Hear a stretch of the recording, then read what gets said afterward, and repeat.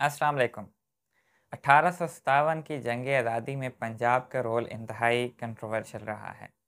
इसके ऊपर बहुत सी डिस्कशन हो रही है कि पंजाब ने क्या 1857 में ब्रिटिश के अगेंस्ट वार में रोल प्ले किया है तो किस हद तक किया है। और बहुत से स्कॉलर्स जो हैं ओवरऑल परसेप्शन ये है कि पंजाब ने ब्रिटिशर्स का साथ दिया। आज हम इस चीज़ को समझेंगे कि पंजाब का 1857 के अंदर क्या रोल था with Britishers and against Britishers. इस हवाले से हमारे पास बहुत ही अच्छी ऑक्सफोर्ड ने बुक पब्लिश की है रिटन बाय तुराबुल हसन सरगना साहब, Punjab and war of independence 1857 to 1858 from collaboration to resistance.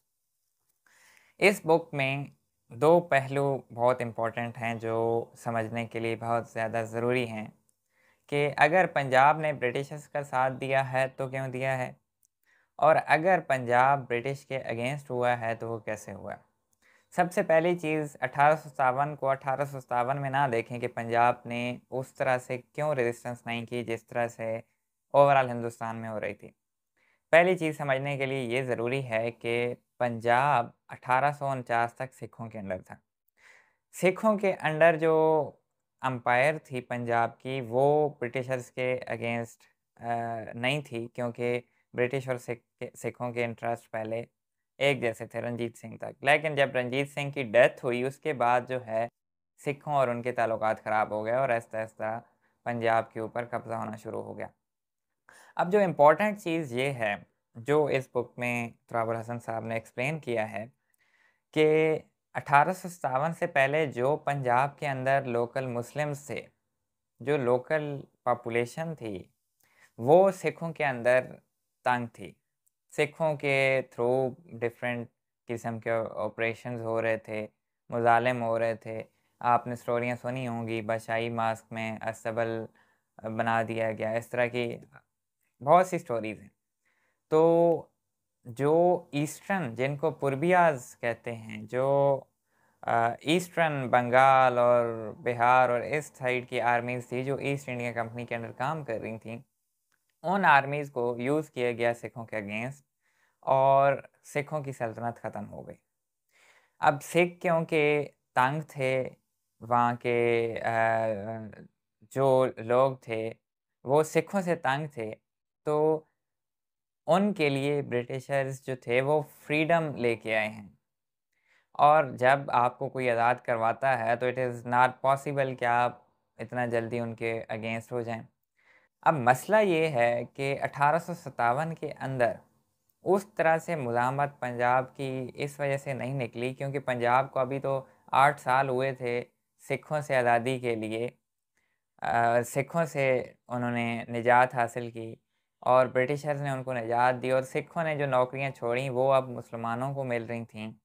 तो how can they turn against their masters, पहली बात ये बयान करते हैं इस बुक में।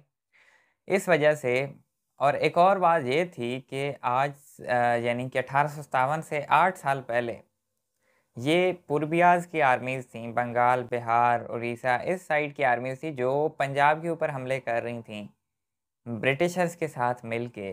अब जब वो ब्रिटिशर के अगेंस्ट हुई हैं तो जो उनके ऊपर मुज़ालिम पूर्बियाज़ ने किए हैं वो फिर नहीं भूले, वो अब ब्रिटिशर की साइड लेके वो ब्रिटिश के साथ होके फ़ायदा उठाने लग गए थे। इस वजह से भी ये एक पहलू है कि पंजाब के अंदर उस तरह से जो है मुज़ाहमत नहीं उठी। एक और बात ये है कि पंजाब के अंदर जो लोकल मुस्लिम्स थे, जब सिखों की आर्मी डिसबैंड हुई तो ब्रिटिशर्स ने उनको रिक्रूट करना शुरू कर दिया, तो उनको जॉब्स मिलना शुरू हो गई। अब उनको जॉब्स मिलना शुरू हो गई तो उनके लिए तो अपॉर्चुनिटी थी कि वो रिप्लेस करें सिखों को।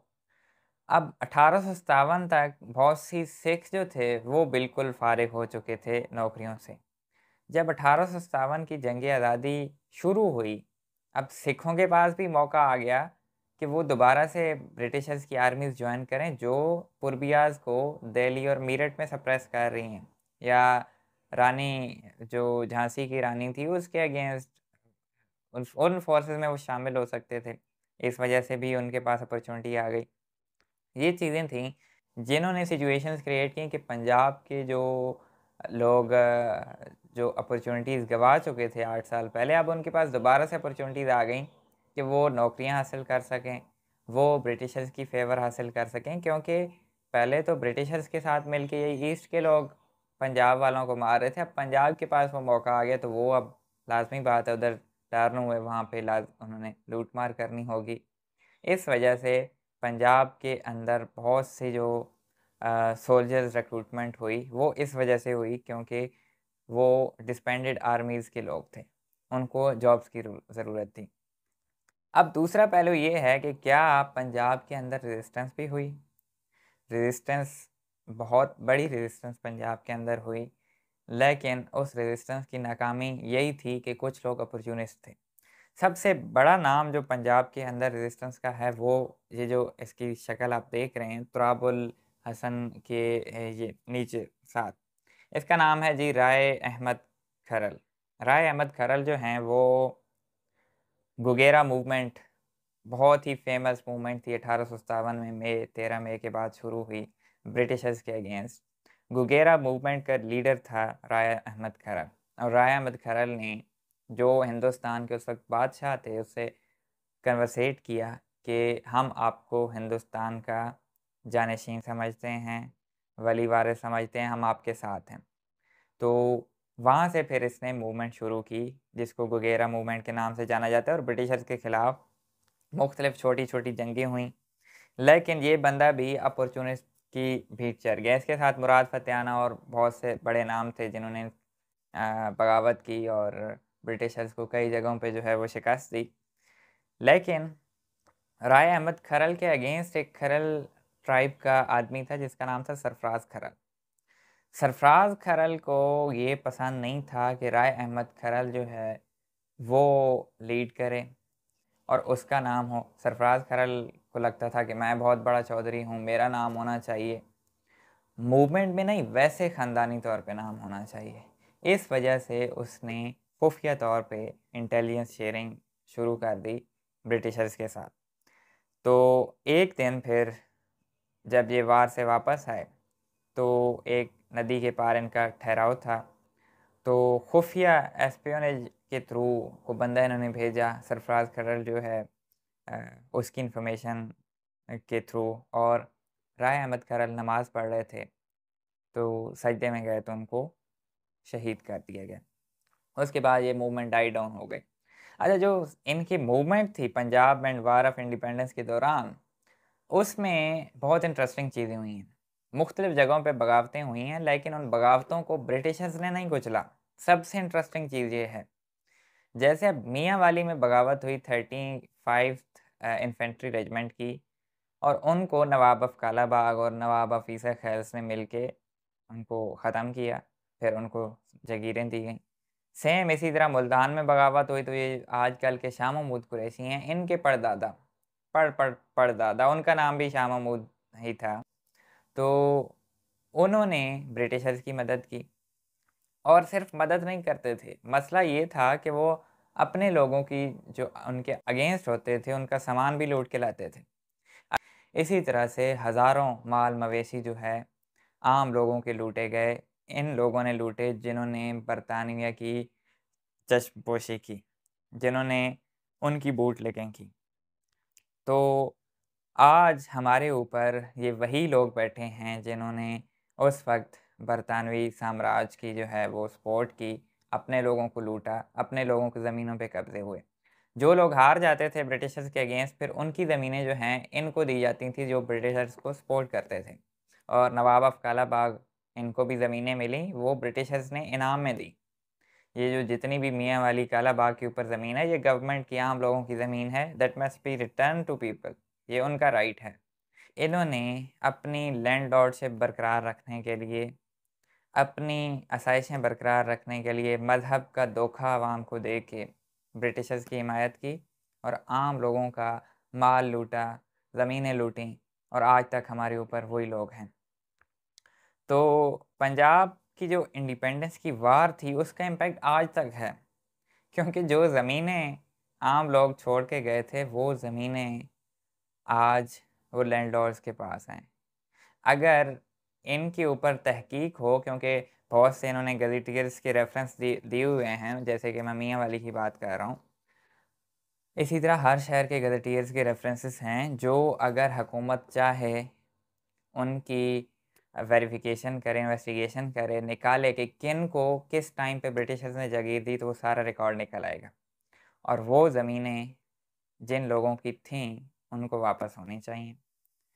अब ये कैसे होगा? ये लैंड रिफॉर्म्स के थ्रू होगा कि जिनको 1857 1850 के बाद ज़मीनें जागीरें मिली हैं, वो गवर्नमेंट का राइट है कि वो ज़मीनें अब हुकूमत की हैं। निकालें, दस्तावेज़ात निकालें जो ब्रिटिशर्स ने, क्योंकि ब्रिटिशर्स के पास सारा रिकॉर्ड था, इधर नहीं तो लंदन में मिल जाएगा, क्योंकि ये ज़मीनें आम लोगों की हैं, आम लोगों तक अपनी ज़मीन मिलनी चाहिए। ये कैसे हो सकता है कि भाई एक बंदा आज़ादी की जंग ही नहीं लड़ रहा, फिर बाद में पाकिस्तान बनने के बाद भी वही लूट मार कर रहा है, तो उस मुल्क का फिर क्या हाल होगा? वो आज़ादी की जंग जिन लोगों ने लड़ी है वो आज तक कुर्बानी दे रहे हैं, उनको आज तक राइट नहीं मिला, आज तक लोग ज़मीनों से महरूम हैं। हमारे यहाँ एक अभी हमारे एनर्जी के मिनिस्टर हैं लोगारी साहब, वो 45th मरतबा असम्बली में आ रहे हैं, और उनके बाप दादा वो बरतानवी साम्राज्य के टाउट थे। इसी तरह शाह महमूद कुरैशी के पीछे चले जाएं, इसी तरह लिस्ट है लंबी जिन्होंने बरतानवी साम्राज्य को सपोर्ट किया और आज भी पाकिस्तान की गवर्नमेंट का पार्ट है, उनकी औलादें खा रही हैं। कम अज़ कम इतनी इन्वेस्टिगेशन होनी चाहिए कि जो लोगों ने मुज़ाहमत की, उन लोगों के बाल बच्चों को उनके राइट्स मिलने चाहिए। ये बुक बहुत ही इंटरेस्टिंग है, बहुत ज़बरदस्त है। ये आपके मिथ्स क्लियर करेगी कि पंजाब ने कितनी सख्त रेजिस्टेंस की, और डिफरेंट यहाँ पे शहरों के हालात हैं कि फ़लाँ शहर में कौन सी रेजिस्टेंस हुई, फ़लाँ में कौन सी रेजिस्टेंस हुई। अगर कहीं पे नहीं हुई तो उसकी वजूहत मैंने आपको पहले ही बता दी, क्योंकि वो रीज़न ये थी कि जो मुसलमान थे वो ब्रिटिशर्स को जो है वो ये समझते थे कि उन्होंने सिखों से आज़ादी दिलवाई है, उनको जॉब्स दी हैं, तो 5-6 साल में ये पॉसिबल नहीं था कि वो अगेंस्ट ब्रिटिशर्स हो जाएँ। उनके पास कोई रीज़न नहीं थी ब्रिटिशर्स को काउंटर करने की, कि क्योंकि उनको तो जॉब्स मिल रही थी। इस वजह से उन्होंने ब्रिटिशर्स के against overall wide spread movement, पूरे सब ने सपोर्ट नहीं किया, लेकिन बहुत बड़ी मूवमेंट्स हुई, जिनमें गुगेरा मूवमेंट बहुत प्रोमिनेंट है। और राय अहमद खरल आज भी पंजाब की तारीख़ का सबसे बड़ा हीरो माना जाता है। और उम्मीद है आपको ये रिव्यू पसंद आएगा। टेक केयर, अल्लाह हाफ़िज़।